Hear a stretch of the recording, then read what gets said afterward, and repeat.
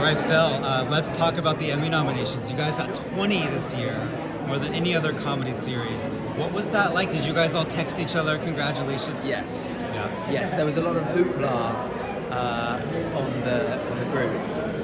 Is hoopla a thing? I don't know. It's a word. Yes. Yeah. Much fun was had, and also big up for Tahib and James Lance, and I mean we don't need any more plaudits for Sam Richardson, but and Sarah Niles, who the first time that they've been nominated and sort of recognised in this way, and with these people, I mean I work closely with Tahib on the show, and it's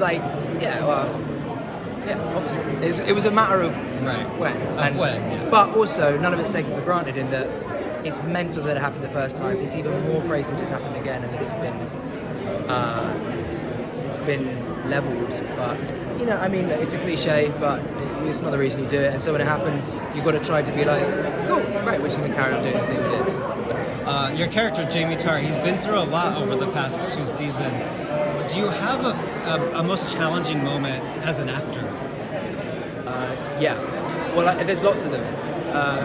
When I do a scene with Brett Goldstein and he does a fart joke and I try not to laugh, it's really hard. I think there's some challenging bits in different senses in that some of the hardest ones are you've got to try and stay focused for an entire day when you're in a locker room of smelly boys.